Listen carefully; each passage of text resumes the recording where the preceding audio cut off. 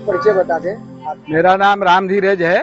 मैं उत्तर प्रदेश सर्वोदय मंडल का अध्यक्ष हूँ, लोकतंत्र सेनानी हूँ और सर सेवा संघ का कार्यकर्ता हूँ। किस तरह का सत्याग्रह ये चल रहा है?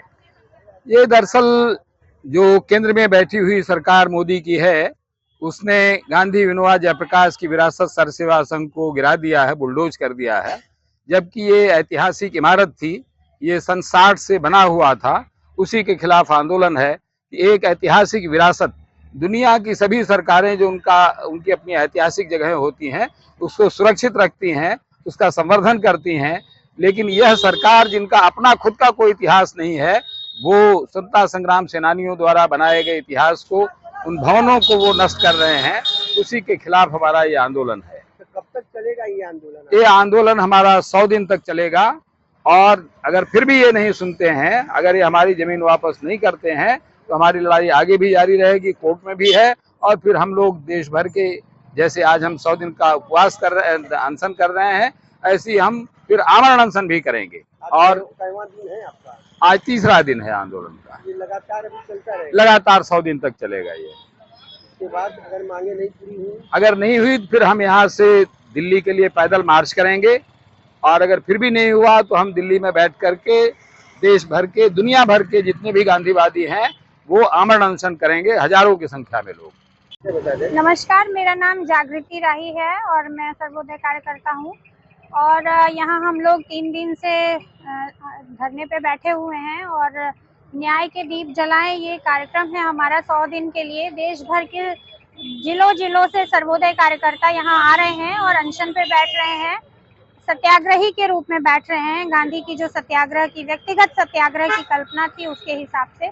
और आप सब जानते ही हैं कि हमारा ये परिसर, साधना केंद्र, सर्व सेवा संघ का जो परिसर 1960 से बना हुआ परिसर, हमारी खरीदी हुई जमीन रेलवे से बैनामा था, जिसकी बाकायदे रजिस्ट्री का पैसा ट्रेजरी में जमा हुआ था। उस जमीन पे 45 से ज्यादा जो भवन बने हुए थे, जिसमें गांधी विचार की किताबों का उत्पादन केंद्र जो प्रकाशन था हमारा, जिसमें रेलवे बुक स्टॉल्स पे किताबें जाती थी, 2 करोड़ से ज्यादा की किताबें थी, उन सबको फेंक दिया। और उन 12 अगस्त को पिछले साल उसको बुलडोजर से 45 बिल्डिंगों को गिरा दिया, जिसमें 50 की संख्या में फ्लैट, हॉल, सब बिल्डिंग थी। और वो धरोहर थी जिसमें विनोबा जी जैसे, जयप्रकाश नारायण जैसे भारत रत्न लोगों ने के मेहनत से और उनके लिए जनता के योगदान से ये बना था। तो हम लोग इसके खिलाफ लड़ाई लड़ रहे हैं, क्योंकि ये जो बुलडोजर राज है उसने गरीबों के घर तोड़े हैं और विरासतों को नष्ट किया है।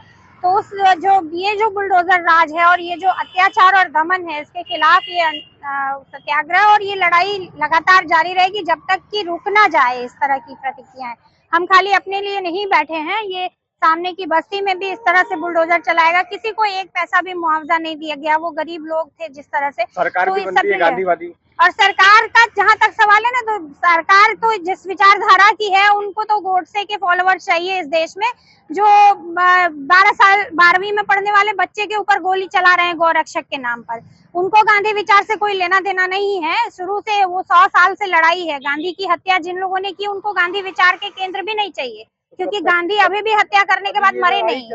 ये लड़ाई तो चलेगी, लंबी चलेगी, जब तक कि ये देश जो है गांधी विचार पे और बुद्ध के और नानक के उपदेशों के हिसाब से कबीर की जगह पे चलेगा, या इस तरह से गोडसे और हत्या करने वाले और हिंसा करने वाले, धर्म की कट्टरता के नाम पे डिवीजन करने वाले, लोगों को बांटने वालों के नाम पे चलेगा।